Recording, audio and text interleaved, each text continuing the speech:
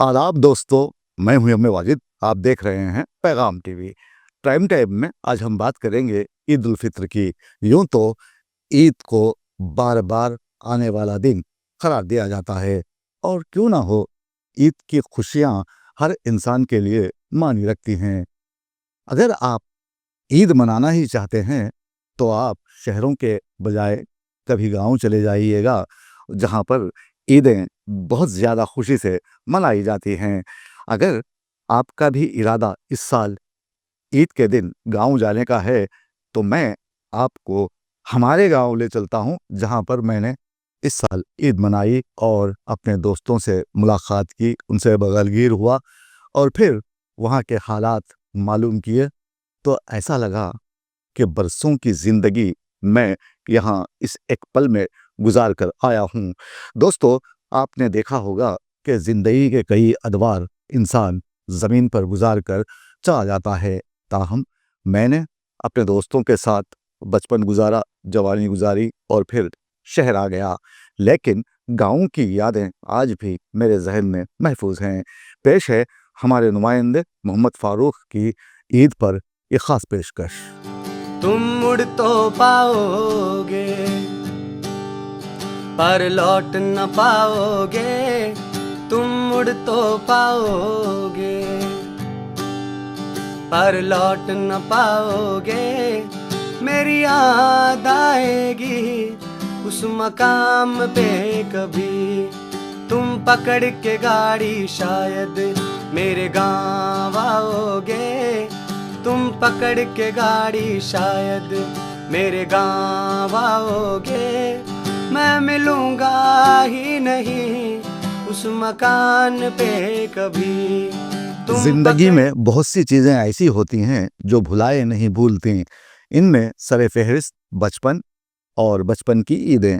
यहाँ कई लोग ऐसे भी हैं जो आज भी अपने गाँव में ईद मनाने के लिए दूर दराज के इलाकों से यहाँ पहुँचते हैं, अपने यार दोस्तों से मिलते हैं, पुरानी बातें और यादें फिर एक मर्तबा ताज़ा हो जाती हैं। ईद भी क्या चीज़ है, नाम खुशी का लिया जाता है और याद बिछड़ने वाले आते हैं। ऐसे में हमने सोचा कि चलो अब के साल गाँव में ईद मनाते हैं। जब हम छोटे से थे तो हमारे साथ हमारे मरहूम भाई नए कपड़े पहनकर हमारा हाथ थामे हमें मुर्शद दरगाह के करीब मौजूद ईदगाह ले जाते। ईद की नमाज पढ़ने के बाद हमारे भैया उनके दोस्तों से गले मिलते हुए उन्हें मुबारकबाद देते थे। हमारे दोस्तों का हल्का अलग था। वहीदुल्लाह, जो इन दिनों नोवा डायग्नोस्टिक सेंटर का मालिक है, साबिर, जो जूते की दुकान खोले बैठा है, दीगर साथियों का तस्करा मैं आगे करूंगा। हमें तो अब भी वो गुजरा जमाना याद आता है, तुम्हें भी क्या कभी कोई दीवाना याद आता है। ईद तो गुजर गई, लेकिन हमें एक दुख भरी खबर ये सुनने को मिली कि हमारे मरहूम भाई डॉक्टर मोहम्मद अब्दुल सलीम के अजीज़ दोस्त सैयद अब्दुल नसीर अब इस दुनिया में नहीं रहे। उनकी मौत की अहम वजह खल्ब पर हमला बताया गया है। अल्लाह ताला उनकी मग़फ़िरत फरमाए, आमीन। ताहम हमने चांद रात को रख्ते सफ़र बांधा। शहर के चांद रात की बिद्दत को तो आपने करीब से देखा होगा। पूरी आबोताब के साथ जलवागिर था। महंगाई का वावेला करने वाली कौम चांद रात को घर में रहना गुनाह तस्वर करती है। ख़वातीन की अक्सरियत अपने सजने संवरने की चीज़ें इसी रात खरीदना ज़रूरी समझती हैं। इस रात बाज़ार में इंसानों का जम्मे गफ़ीर होता है। इस मखलूत हुजूम में किसी को कोई खबर नहीं होती कि कंधा किसका है और हाथ किसका, पाँव के ऊपर किसका पाँव आया और धक्का देने वाला कौन था। ये शहर का मंजर है, तो मैं आपको गाँव का बाजार दिखाता हूँ।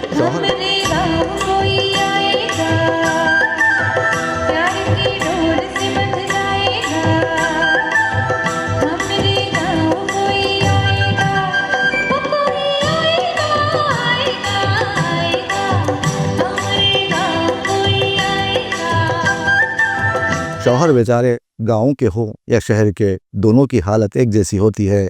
अलबत्ता बाजार अलग होते हैं। गाँव के लोग खुद को सयाने समझते हैं।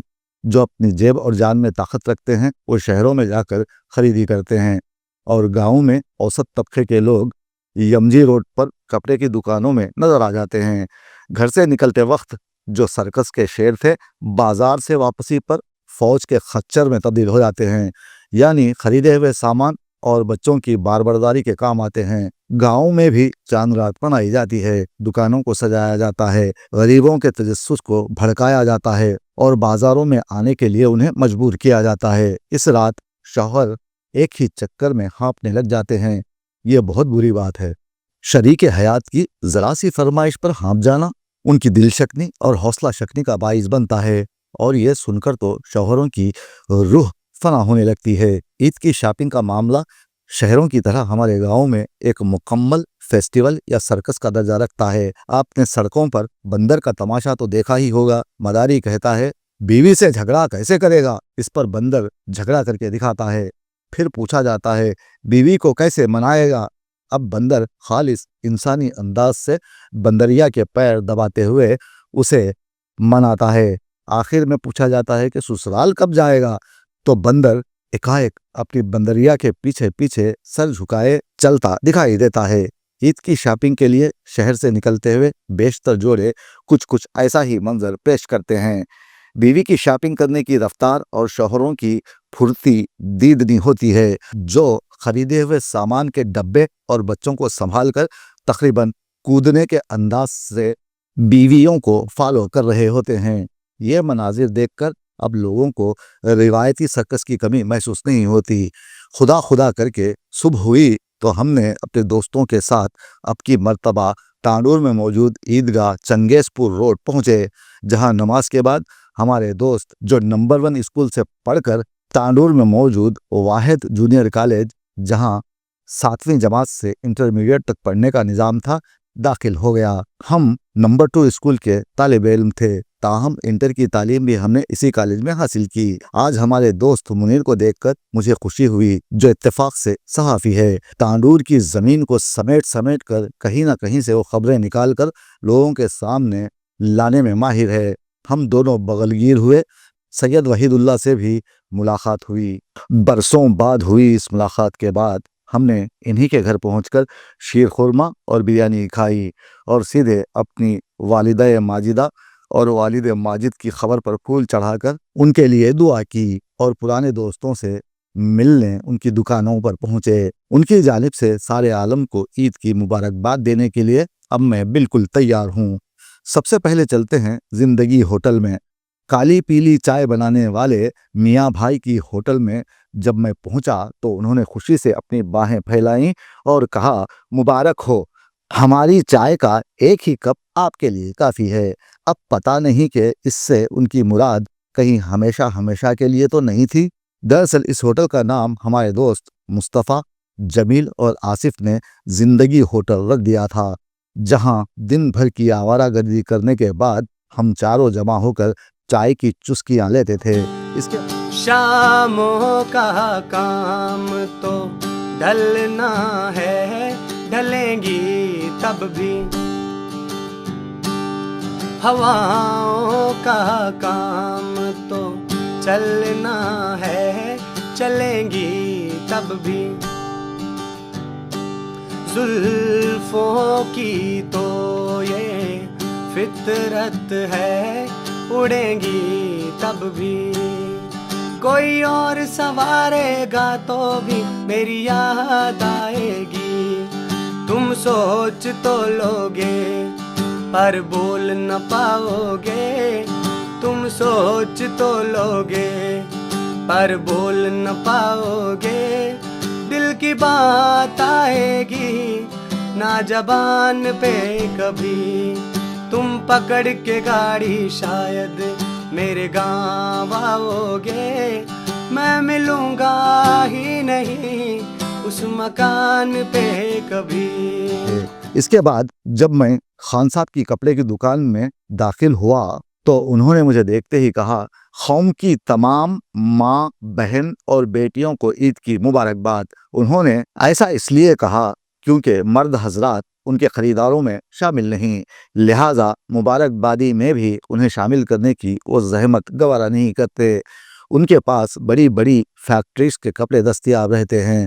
ان کا خاص طور پر تانڈور والوں کے لیے پیغام ہے کہ اس عید کو خریدیے اور اگلی عید تک پہنیے۔ یہاں سے میں آپ کو لے چلتا ہوں کھا کھا سپاری، چھی چھی سونف سپاری، تھو تھو پان مسالہ بنانے والے شریف بھائی کے پاس، جو قوم کو عید کی مبارکباد دے رہے ہیں۔ ان کا پیغام ہے کہ جو ایک بار کھا کھا چھالیا، چھی چھی سونف سپاری اور تھو تھو پان مسالہ کھائے اور پھر زندگی بھر کچھ نہ کھائے، کیونکہ یہ سب کھا کھا کر منہ اور حلق کے جان لیوا امراض سے بچ جائے گا تو کچھ کھائے گا نا۔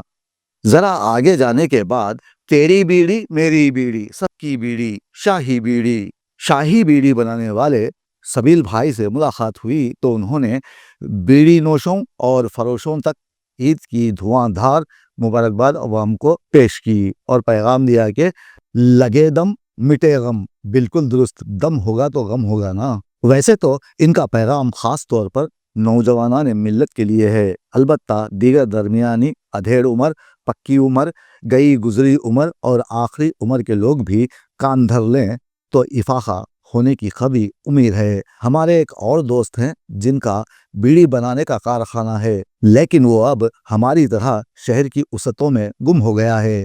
میرے دیگر دوستوں میں مسعود، راج کمار، شیوا، لنگم، آصف، فاروق سائیکل والا، شیوا پتھر والا، جاوید چوڑی والا، بلبل یعنی جلیل ٹھیلا بنڈی والا، اندھا انور جو اب کسی کام کا نہیں رہا، یہ لوگ زیادہ مصروف رہنے والے لوگ ہیں، ان سے ملاقات نہ ہو سکی۔ اگلی عید تک زندگی رہی تو پھر یہیں پر عید مناتے ہوئے ان سے ضرور ملاقات ہوگی۔ لیکن ایک آخری شخص سے میں آپ کو ملاتا ہوں جو لاش مار کا تابوت بنانے والا ملک الموت اینڈ کمپنی کا مالک ہے۔ سرکاری دواخانے سے آگے جانے کے بعد اس کا مکان ہے اور اسی مکان میں وہ تابوت بناتا ہے۔ وہ بھی آپ سب کو عید مبارک کہہ رہا ہے، جس کا نام شکور ہے۔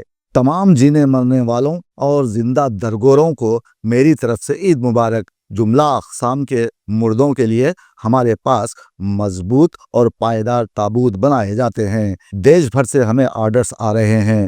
مسلمانوں پر بی جے پی سرکار اور دہشت پسندوں کی جانب سے حملے کیے جانے کے بعد اموات اور طلب و رسد میں تیزی کے ساتھ بڑھتے ہوئے تفاوت کو مد نظر رکھ کر میں عوام سے اپیل کرتا ہوں کہ وہ اپنے سائز کے تابوتوں کی پیشگی بکنگ کروا لیں تاکہ پسماندگان کو پریشانیوں سے بچایا جا سکے۔ وہیں ہمیں کئی سیاسی قائدین ملے جنہوں نے اپنے محکومین کو عید کی دلی مبارکباد پیش کی اور کہا کہ ملک بھر میں عوام کو مسائل کی بھرمار ضرور ہے، لیکن وہ اپنے حکمرانوں کے عظیم اقدامات کے سبب حاصل ہونے والی اس عید سعید کے موقع کو خوب انجوائے کر رہے ہیں اور آنے والے مزید سخت ترین وقت کی بے پناہ سختیوں کے لیے خود کو اثر نو تیار کر رہے ہیں اور اپنے حکمرانوں کی عوامی پالیسیوں، عوام دوست ٹیکس، سیلاب ٹیکس، آنسو ٹیکس، آہ ٹیکس، سانس ٹیکس، کھانسی ٹیکس، شادی ٹیکس، بچہ ٹیکس، تعلیم ٹیکس، کھانا ٹیکس، پینا ٹیکس، یوں ہی ٹیکس، بیماری ٹیکس اور مرگ ٹیکس، ساتھ ہی بنیادی ضروریات کی عدم دستیابی اور گرانی کو فراموش کرتے ہوئے ٹیکس دیے جا رہے ہیں۔ ایک ہی پارٹی کو جتائے بھی جا رہے ہیں، انہیں یہ بھی نہیں معلوم کہ جو ووٹ وہ دے رہے ہیں وہ کس کے حق میں جا رہا ہے۔ تاہم دوستو، گاؤں میں آج بھی زندگی کی شام 10 بجے ہو جاتی ہے، لیکن نفرت کی آگ جسے مودی نے پھیلایا ہے اس سے اب گاؤں بھی محروم نہ رہے۔ یہاں کے دوست بھی اب زعفرانی زبان بول رہے ہیں۔ آنے والے دن کیسے ہوں گے اس کا پتہ نہیں، لیکن حالات دن بدن غیر یقینی ہوتے جا رہے ہیں۔ دوستو، یہ تو تھا ایک بہانہ اپنے اور آپ کے دل پر پڑے کسی نامعلوم بوجھ کو ہلکا کرنے کا، اور اب آپ سب اپنے اپنے دلوں پر ہاتھ رکھیے اور کہیے کہ ہوا نا کچھ تو دل کا بوجھ ہلکا۔ یہاں آپ کو سمجھنے کی ضرورت یہی ہے کہ ہم سب عید سادگی سے منائیں، شاپنگ جیسی خبیر رسم کو اپنی زندگی سے تڑی پار کر دیں، معاملے کو خواب تک رہنے دیں، تعبیر کے چکر میں نہ رہیں، کیونکہ عجیب الخلقت خوابوں کو تعبیر کا جامہ پہنانا صرف حکمرانوں کے بس کی بات ہے، اور خاص طور پر وہ جنہیں اپنے خاندانوں کا پتہ نہیں۔ ہم اور آپ جیسے غریبوں کے پاس سرکاری خزانہ تو ہے نہیں کہ ہر خواب کی تعبیر خرید کر सुर्खरो होते फिरें। तांडूर के सभी अफराद को ईद मुबारक। उम्मीद है कि अगले साल फिर मुलाकात होगी। शब्द हैं, दर्द है, कलाकारी है, गीत बना लूंगा। उन गीतों की कीमत भारी है, मैं कमा लूंगा। ओ तेरा नाम न लूंगा, खुददारी है, मैं छुपा लूंगा। कोई गुनगुनाएगा तो तुम समझ ही जाओगे। तुम पैसे ओदों पर इतराना पाओगे। तुम पैसे ओदों पर इतराना पाओगे। इतनी तालियां होंगी मेरे नाम पे कभी। तुम पकड़ के गाड़ी शायद मेरे गाँव आओगे। मैं मिलूंगा ही नहीं उस मकान पे कभी।